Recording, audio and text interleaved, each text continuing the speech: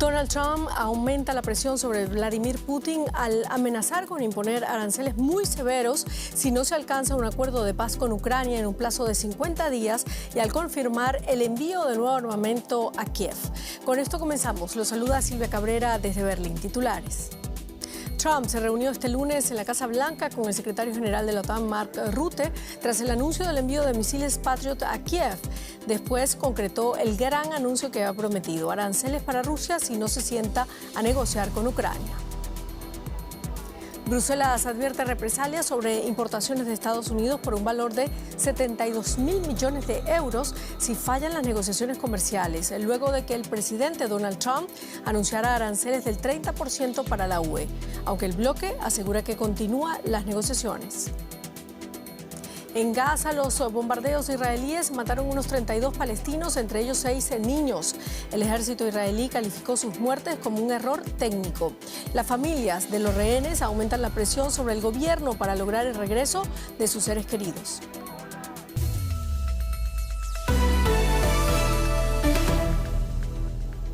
El presidente de Estados Unidos, Donald Trump, se reunió en la Casa Blanca con el jefe de la OTAN, Mark Rutte, para abordar el apoyo continuo a Ucrania en su defensa frente a la invasión rusa. Aunque Trump ha mostrado ambivalencia respecto al respaldo de Washington a Kiev, hoy presentó sus planes para reforzar la defensa ucraniana con armas fabricadas en Estados Unidos y financiadas por los aliados de la OTAN. Además, amenaza a Rusia con aranceles del 100% si no alcanza acuerdos sobre Ucrania en 50 días.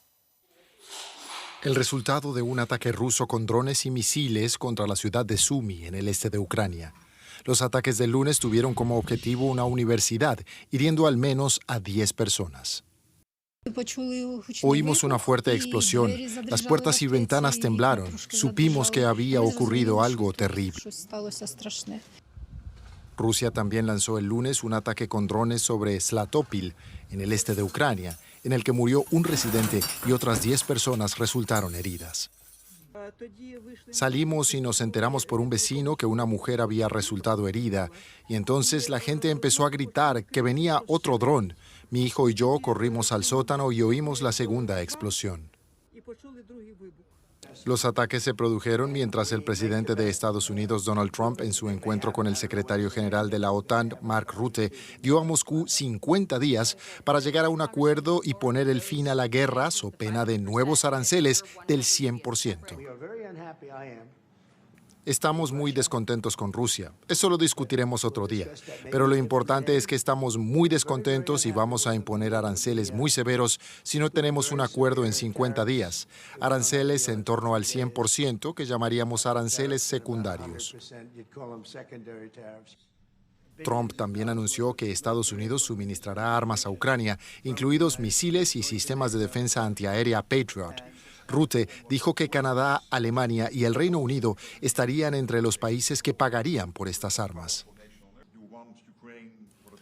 Usted quiere que Ucrania tenga lo necesario para poder defenderse de Rusia, pero quiere que los europeos paguen por ello, lo que es lógico. Y en esto se basa el tremendo éxito de la cumbre de la OTAN, en lograr el 5% del PIB para inversión en defensa. Es la decisión de mantener fuerte a Ucrania y aumentar la producción de nuestra industria militar. Sea quien lo pague, la pronta llegada de la ayuda es más que urgente para la gente que está siendo blanco de los ataques rusos. Vamos ahora directamente a Washington para ampliar esta información con el periodista José Díaz Briceño. ¿Qué tal, José? Bueno, ¿qué tan realista es el plazo de 50 días que ha dado Donald Trump para lograr un acuerdo de paz en Ucrania, considerando la posición firme que ha mantenido Putin?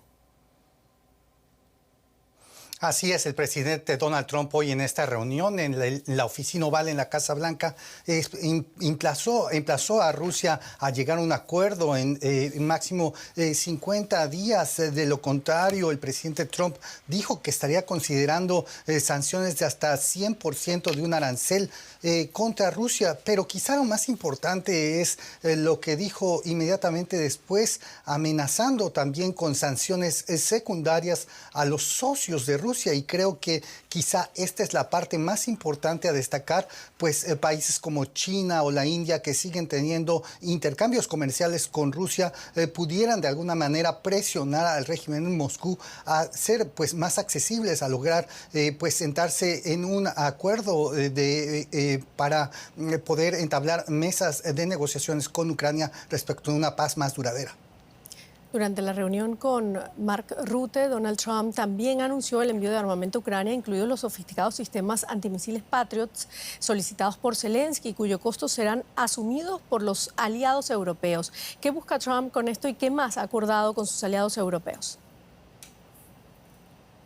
Así es, el presidente Trump se refirió a armamento de primera línea, esto al ser cuestionado sobre estos sistemas Patriot, de los más importantes en defensa aérea, particularmente para Ucrania, en un momento en el que se ven asediados por los ataques de Rusia en contra de blancos civiles en particular. El presidente Trump aseguró que estarían llegando en los próximos días los primeros sistemas Patriot que en principio, como bien ya se aseguraba, serían comprados por socios de la OTAN y transferidos a ellos. El presidente Trump subrayó, y esa era su principal demanda, que Estados Unidos no gastara un céntimo. Y sin embargo, lo que es cierto es que Mark Rutte aseguró que hay países ya comprometidos como Alemania, los nórdicos, Países Bajos y Canadá para suministrar de inmediato a Ucrania con estos sistemas. Muchísimas gracias, José Díaz Briceño, desde Washington. Y la estrecha amistad entre Donald Trump y Vladimir Putin, forjada hace más de una década y fortalecida durante el primer mandato del presidente estadounidense, atraviesa su momento más tenso. La administración de Trump se convirtió en frustración por la negativa de Putin a acordar un alto el fuego con Kiev. Ahora el presidente estadounidense amenaza con sanciones a Rusia y promete más armas para Ucrania. Eran buenos tiempos desde la perspectiva de Rusia. En su primer mandato, Donald Trump elogió a Vladimir Putin, aceptando su palabra sobre la interferencia electoral por encima de la de sus propias agencias de inteligencia y menospreciando a sus aliados tradicionales. Putin felicitó a Trump por su segunda victoria electoral, con expectativas de un restablecimiento de relaciones tras los años de Biden. Vemos las declaraciones del recién elegido presidente de Estados Unidos y de los miembros de su equipo sobre su deseo de restablecer los contactos directos con Rusia. Desde luego acogemos con satisfacción ese acercamiento y felicitamos al presidente electo de Estados Unidos por su toma de posesión. Los dos líderes han mantenido al menos 6 llamadas telefónicas oficiales desde la toma de posesión de Trump en enero. Al principio, Trump pareció ponerse de parte de Putin, reprendiendo al presidente ucraniano Volodymyr Zelensky en la Casa Blanca, culpándole de iniciar la guerra y cortando brevemente los envíos de armas y el intercambio de inteligencia. Putin pareció tomárselo como una luz verde para intensificar los ataques. Mientras continuaba la cruenta guerra en el frente, Rusia disparaba cada vez más misiles y drones kamikaze contra ciudades ucranianas. Hubo negociaciones en Arabia Saudí entre diplomáticos estadounidenses y rusos para poner fin a la guerra, además de negociaciones en Turquía, con Zelensky esperando a Putin, que nunca se presentó. Trump, que se ha vendido como el consumado negociador, todavía no ha podido cerrar un acuerdo. No va a pasar nada. Mientras la guerra continuaba, la reunión nunca se produjo. El tono que salía de la Casa Blanca empezó a cambiar. En abril, Trump posteó en sus redes sociales: algo le ha pasado a Putin, se ha vuelto loco. En todo momento, el Kremlin ha mantenido un tono respetuoso, alabando la fortaleza y el liderazgo de Trump. Aún así, Rusia atacó con drones la capital de Ucrania, Kiev, apenas unas horas después de una llamada telefónica entre Trump y Putin que continúa tensando la cuerda. Estoy muy decepcionado con el presidente Putin. Pensé que era alguien que quería decir lo que decía. Habla muy bonito y luego bombardea a la gente por la noche. Eso no nos gusta. La amistad de antaño parece haberse roto contra todo pronóstico, pero Trump, con una reputación de líder impredecible, ya ha cambiado de opinión en otras ocasiones. Esto deja alguna esperanza a Vladimir Putin de que las tornas puedan cambiar una vez más. Y los países de la Unión Europea cerraron filas este lunes con Bruselas frente a la amenaza de Estados Unidos de imponer aranceles del 30% a los productos europeos desde el 1 de agosto. Bruselas advierte contramedidas a Washington, aunque señala que aún existe potencial para continuar las negociaciones. Así lo aseguró el comisario de Comercio de la Unión Europea, Maroš Šefčovič, tras una reunión con los ministros de Economía del bloque de 27 países. Bruselas sigue intentando llegar a un acuerdo amistoso tras la amenaza de Washington de imponer un arancel del 30% a las importaciones provenientes de Europa. Seguiremos trabajando con los Estados Unidos para llegar a un resultado negociado, que debe ser un acuerdo mutuamente beneficioso en términos aceptables para ambas partes. Pero al mismo tiempo, estamos preparados para todos los escenarios posibles si no se encuentran soluciones satisfactorias. La Unión Europea sigue dispuesta a reaccionar, sin excluir la adopción de contramedidas contundentes y proporcionadas en caso necesario. Bruselas definió una nueva lista de productos estadounidenses por un valor de 72.000 millones de euros que podrían ser sometidos a gravámenes si fracasan las negociaciones arancelarias con Washington. La lista de productos por un valor de 21.000 millones de euros ya ha sido aprobada y está en espera. La carta de Donald Trump amenazando con imponer un arancel del 30% al bloque sorprendió a los ministros de Comercio de la Unión Europea. Nos apenó y decepcionó recibir la carta enviada por el presidente de los Estados Unidos a la Unión Europea, especialmente teniendo en cuenta el avanzado estado de las negociaciones actuales. La sensación por nuestra parte era que estábamos muy cerca de un acuerdo. Llevamos 4 semanas negociando este acuerdo de principios. Aún hay confusión sobre si la amenaza del arancel del 30% es solo una táctica de negociación.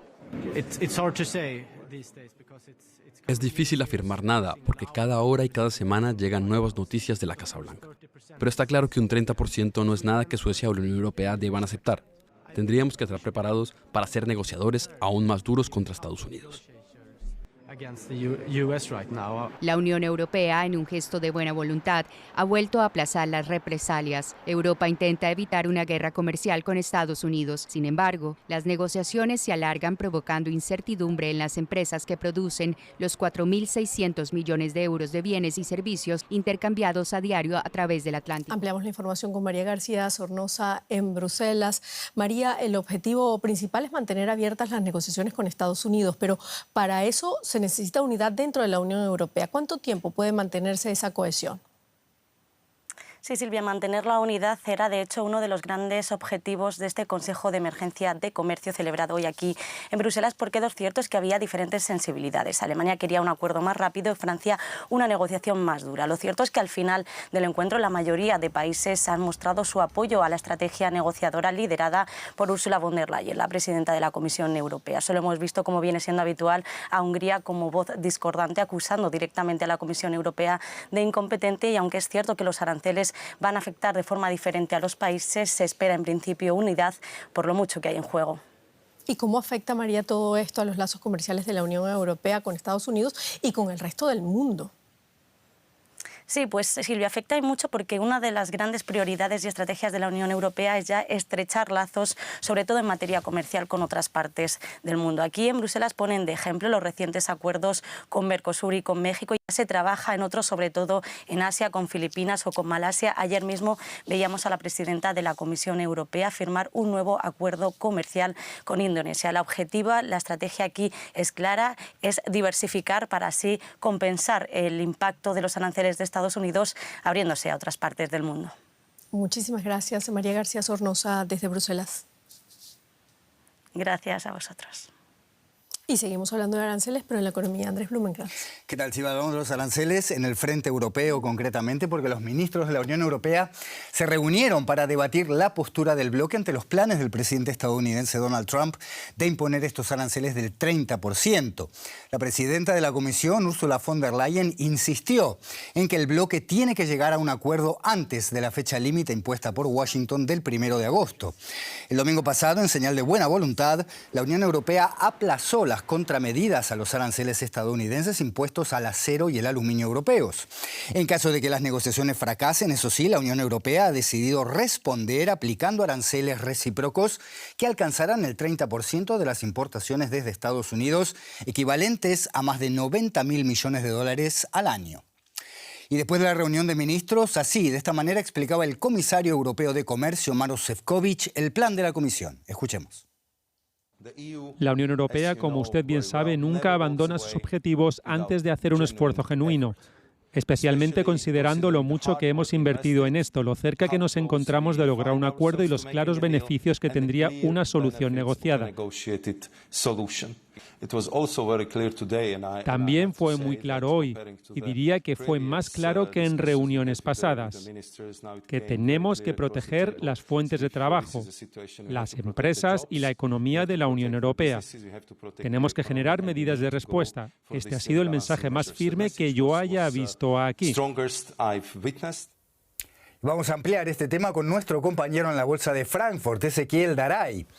Ezequiel, ¿cómo estás? Bueno, la Unión Europea ha recibido la carta el fin de semana y en esta jornada se produjo esta reunión de urgencia en Bruselas. ¿Qué conclusiones podemos sacar de estas conversaciones?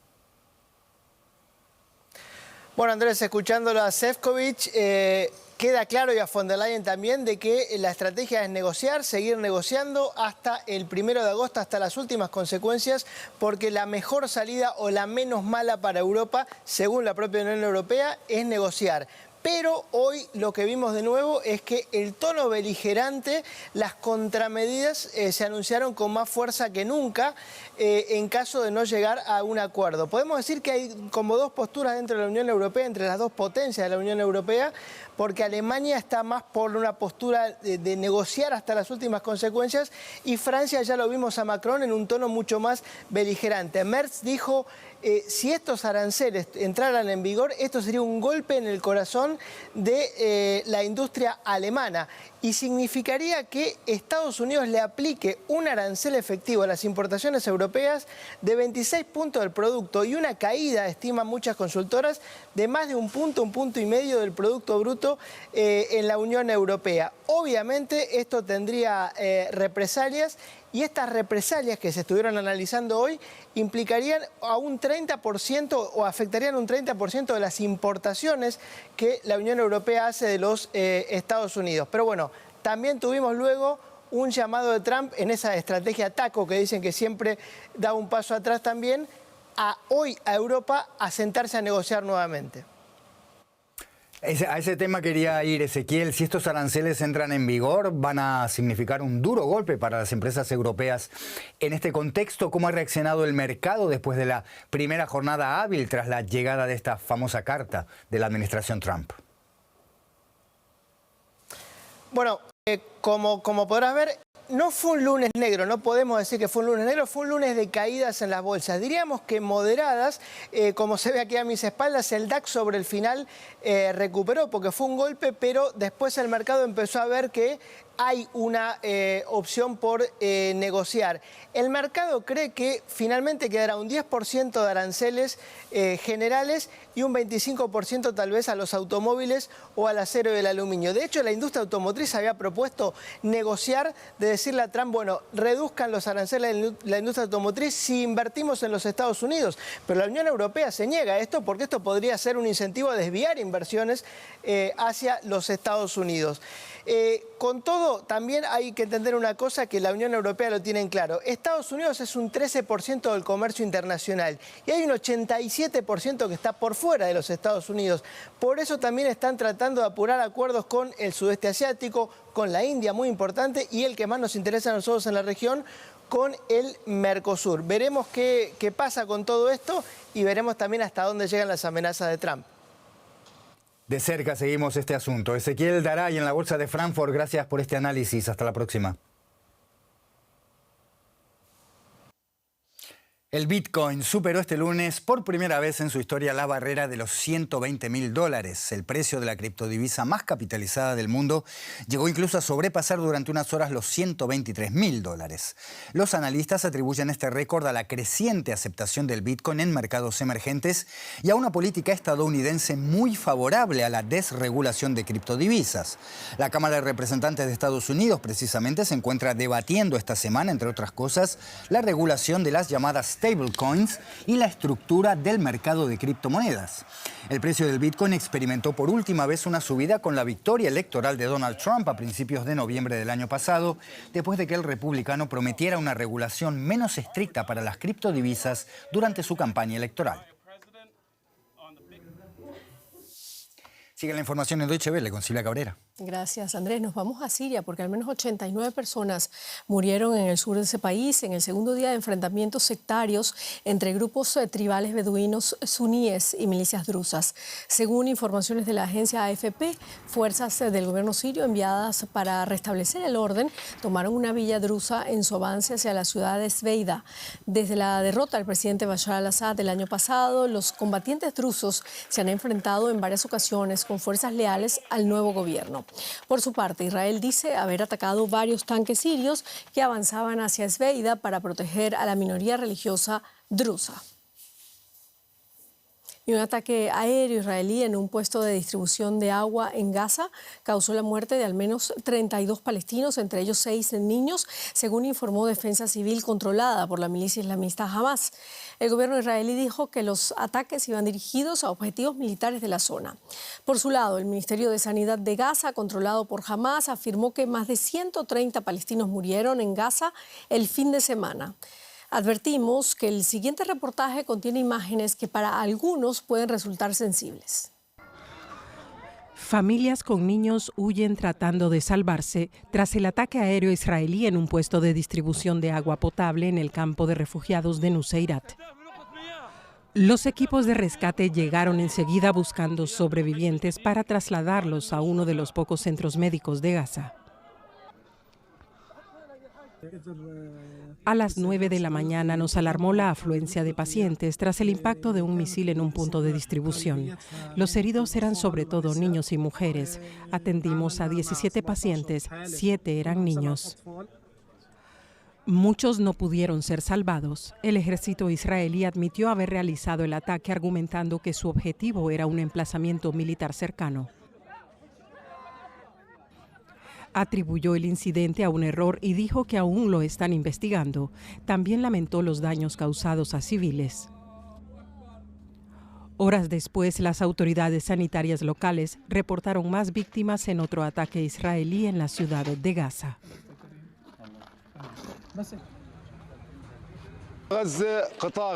No hay un lugar ni un centímetro en la franja de Gaza, desde Rafah en el sur hasta Beit Hanun en el norte, que sea seguro a causa de la agresión israelí, de los ataques y la guerra. Es una guerra de limpieza étnica que el primer ministro Benjamín Netanyahu y su ejército están llevando a cabo. No hay un lugar seguro. Israel afirma que su ofensiva militar aspira a la devolución de los rehenes y a la destrucción de Hamas. Niega toda acusación de limpieza étnica. Pero portavoces críticos afirman que esos objetivos no pueden alcanzarse con más ataques. La presión para lograr un acuerdo aumenta. La inmensa mayoría del pueblo de Israel ha hablado alto y claro. Queremos llegar a un acuerdo, incluso a costa de poner fin a esta guerra, y queremos hacerlo ahora. Los incesantes ataques de Israel continúan en medio de las negociaciones de alto el fuego con Hamas en Qatar. Estas imágenes muestran lo que, según el ejército israelí, son ataques de aviones de combate contra Hamas en el norte de Gaza. Las conversaciones lideradas por Estados Unidos se tambalean en medio de un aparente estancamiento, aunque no parecen haber fracasado, por lo que aún se mantiene la esperanza de alcanzar un acuerdo. Más de 12 millones de africanos fueron secuestrados y enviados a América en la trata transatlántica de esclavos entre los siglos XVI y XIX. El norte de Ghana fue un foco del comercio de vidas humanas. La mayoría salió desde la costa por la tristemente conocida puerta de no retorno. Esa puerta hoy se abre de par en par. Los descendientes de esos esclavos viajan a África para conectar con sus raíces. El corresponsal de DW, Maxwell Zook, acompañó a un grupo durante su emotivo regreso a sus orígenes. Anhelan conectar con sus antepasados.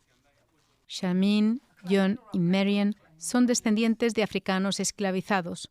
Nacidos en el Caribe, viajaron de Nueva York al norte de Togo. Se puede percibir la esencia de nuestros antepasados después de todos estos años. Es alucinante. Nok es el lugar donde los Mobas se refugiaron de los Chokosis. Estos perseguían a sus vecinos para venderlos como esclavos a mercaderes europeos. Shamin es de Trinidad. Para ella es un reencuentro conmovedor. Estoy aquí por una razón, para que mis antepasados sepan incluso en espíritu que los aprecio y que no están solos. La batalla no está ganada, pero la lucha ha comenzado. Que el mundo sepa que somos un pueblo y que tenemos un origen. Y que tenemos derecho, que es nuestro derecho ser quienes debemos ser. Nakpenduri es una de las comunidades diezmadas por las incursiones a la caza de esclavos. John Francis siente que se ha reunido con su linaje y tiene fotografías que lo demuestran. Esta es la foto de mi abuelo, y cuando veo a mi abuelo, y te veo a ti, y a tu hermano Conlan, todos os parecéis a mis tíos. Muchos de estos viajeros que buscan sus raíces han confirmado con análisis de ADN la estrecha afinidad que sienten. Coron Lewis es de Trinidad. Sus resultados sugieren un claro vínculo con sus raíces en África. Mi hija hizo un análisis de ADN y demostró que éramos un 78% africanas.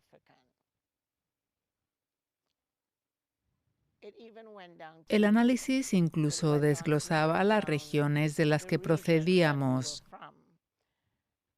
En 2019 tuve la oportunidad de venir a Ghana y sentí que este es el lugar del que procedo, que estos son mis orígenes.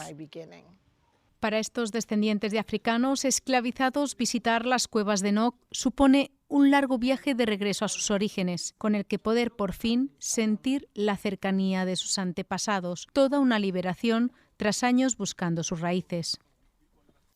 Un mensaje de esperanza con que vamos a terminar este informativo. Muchísimas gracias por habernos acompañado. La invitación es como siempre para que sigan acá con nosotros en DW Deutsche Welle. Hasta luego.